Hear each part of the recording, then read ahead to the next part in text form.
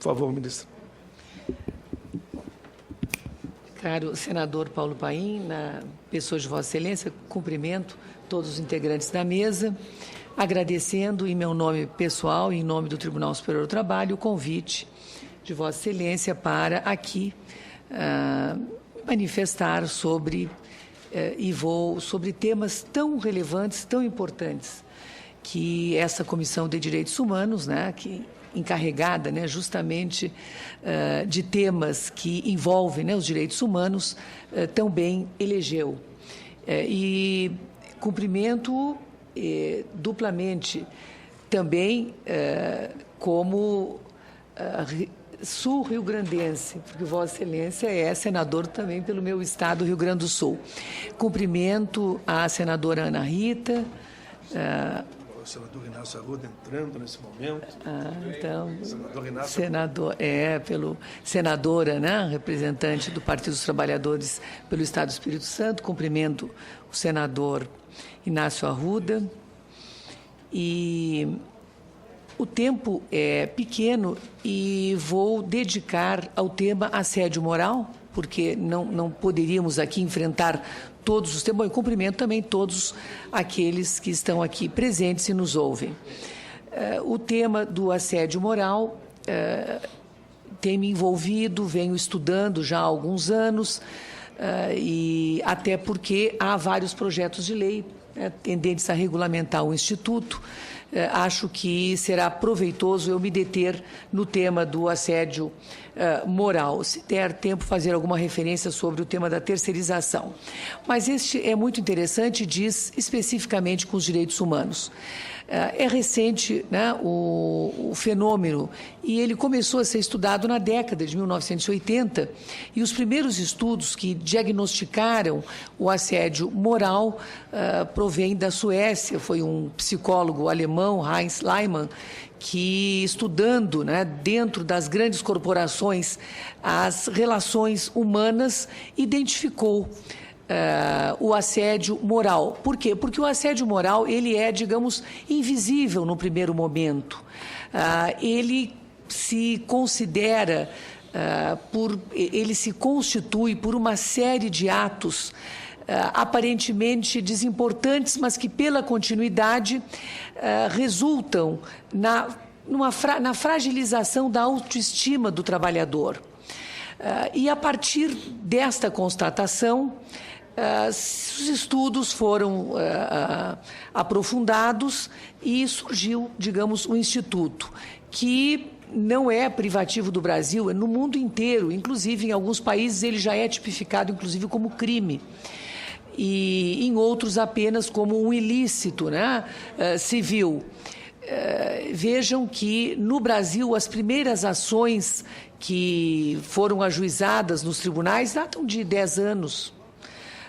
E vejam que, inicialmente, as ações que são ajuizadas para objetivando reparação por danos morais, elas tinham a ver com o acidente de trabalho.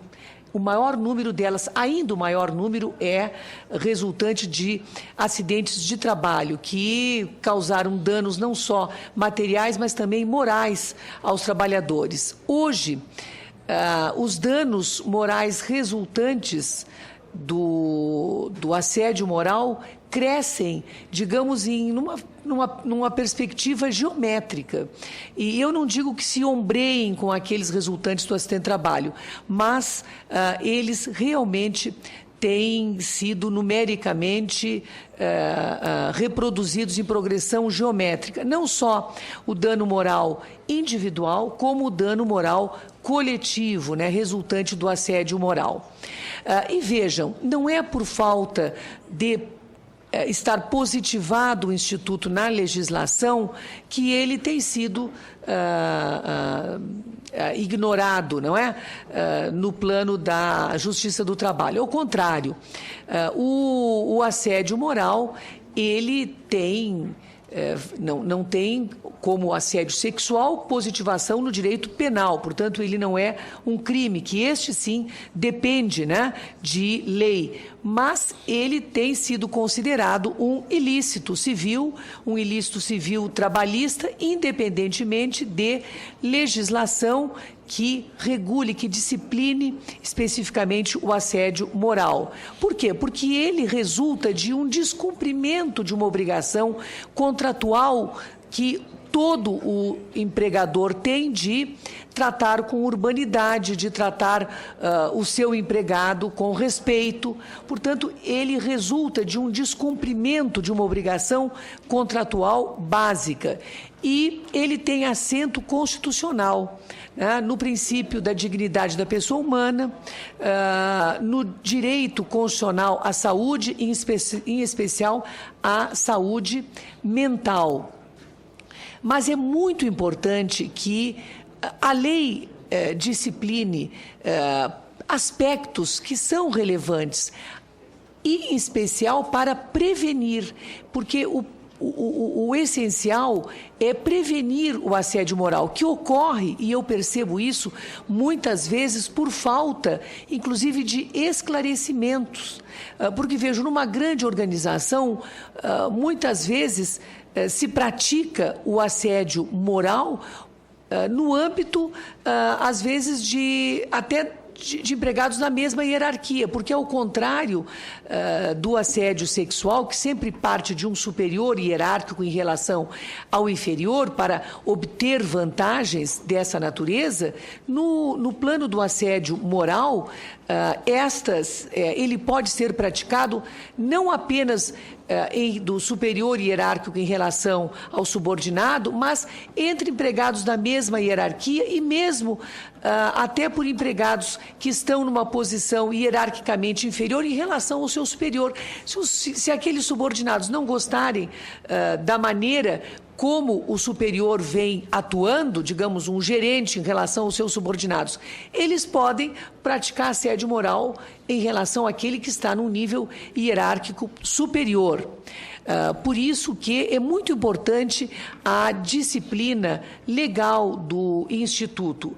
Nós temos aqui elencados vários projetos de lei, alguns que são digamos, mais abrangentes, da iniciativa do Senado, projeto de lei da Câmara dos Deputados. Eu tenho aqui um trabalho que eu não digo que seja evidentemente exaustivo, mas que é um trabalho que compreende, né, o exame amplo da matéria, que eu até vou deixar, porque o tempo não permite que eu me estenda sobre todos os aspectos. Eu vou deixar com o senador Paulo Paim, para que ele integre aqui os trabalhos da comissão, onde identifico a importância da disciplina legal, não só para definir o alcance do Instituto, como também para que seja ele conhecido de todos, para que seja divulgado. Porque o que acontece hoje?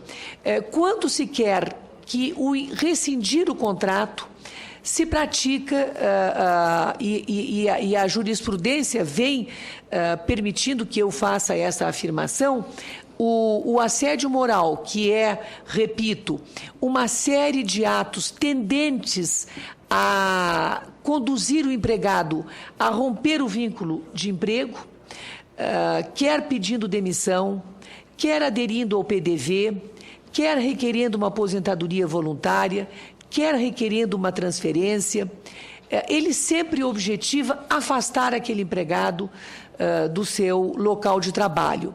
E quais são as hipóteses mais frequentes? São atos que podem ser concretos e podem ser atitudes omissivas, que pela repetição comprometem e fragilizam a autoestima do trabalhador, daí a sua gravidade. Por exemplo, quando o empregador ignora o empregado, não lhe dá trabalho, não lhe estimula. Esta atitude, que aparentemente é inofensiva, ela pode fragilizar e causar problemas psicológicos ao trabalhador, que se sente desprestigiado, que começa, ao fim de algum tempo, a achar que ele é um inútil, que ele não sabe produzir. Pode também se configurar pela exigência de trabalhos que são ou desimportantes, que não foram os contratados, ou trabalhos que estão acima das forças daquele trabalhador, que ele não tem condições de prestar, isso fragiliza a autoestima. Por isso a importância da regulamentação legal do Instituto, porque muitas vezes há uma linha tênue na identificação. Será que é assédio moral? Será que não é? Quanto tempo de repetição nós precisamos ter para identificar? Diz a jurisprudência que, em média, pelo menos aquela inicial, de 6 meses, né, de eu tratar aquele empregado com descaso, né? Ou mesmo exigir-lhe tarefas desnecessárias ou acima da sua capacidade. Quanto tempo? Hoje a jurisprudência já está, digamos assim, mais flexível, entendendo que um tempo menor do que 6 meses, desde que o fenômeno esteja identificado, é suficiente. Nós temos casos hoje de assédio moral coletivo, que é uma outra vertente diversa, né, do assédio individual, porque no assédio individual o empregado pode, né, postular que cesse aquela prática, ou pode postular, além das reparações, se acabou ocasionando a rescisão do contrato, ele pode pedir não só as reparações trabalhistas decorrentes de uma despedida imotivada, porque seria uma hipótese de despedida indireta, como também indenização, reparação por danos morais, que revertem em seu próprio favor, em seu benefício. E o dano moral coletivo, que pode ser cumulado quando ele atinge uma coletividade ou uma categoria ou uma classe de trabalhadores numa determinada empresa, e este reverte para, em geral, o Fundo de Amparo ao Trabalhador, justamente para punir aquele que pratica o dano moral coletivo. E pode haver coincidência. Nós vimos que quando esta, digamos, atitude de desmoralizar o trabalhador, ela é coletivamente sentida, então, ou o Ministério Público ou o sindicato da categoria pode promover, não é, uma ação coletiva tendente inclusive, além da reparação pecuniária, a impedir, já por meio de uma antecipação, né, de tutela, aquela prática que ofende a autoestima do trabalhador. De forma que nós temos vários estudos a propósito do assunto e justamente porque me parece que o mais importante é prevenir, que hoje os acordos e as convenções coletivas de trabalho já prevêem cláusulas esclarecendo, não é, e punindo aquele que pratica o assédio moral. E também nós temos leis municipais, já leis estaduais, no âmbito do serviço público, porque lei federal é a única, né, segundo a Constituição, que competente, só a União tem competência para legislar, né, sobre direito de trabalho, mas no plano do serviço público e para os trabalhadores do serviço público municipal ou estadual autor da lei, nós já temos leis que buscam prevenir e impedir o assédio moral, que desestimula, desacredita, deprime, isola e fragiliza a autoestima do trabalhador. Há, inclusive, projetos de lei que também tipificam como crime, a exemplo do que ocorreu com o assédio sexual. Essas são brevíssimas considerações, considerando o tempo restrito que temos. Em 1 minuto, quero dizer que, em relação ao tema terceirização, também me parece muito importante que a legislação regule o Instituto e o Tribunal Superior do Trabalho, assim como na hipótese do assédio moral, nem por isso tem deixado de se manifestar, e temos uma súmula que vem sendo aplicada em todos os casos de terceirização. Obrigada, senadora. Onde nós temos admitido a terceirização, que realmente é um fenômeno que não é exclusivo do Brasil, ele vem tomando força e em alguns temas onde o serviço é especializado, ele até se justifica. O importante é justamente uma legislação que discipline, porque o que nós não podemos aceitar é que a terceirização ela reverta em prejuízo e em precarização do trabalho. Por isso que a jurisprudência hoje aplicada, e não é de hoje, mas que nós já temos sumulada, é no sentido de admitir a terceirização em atividade meio, não é? E desde que não ocorra ela em concorrência com a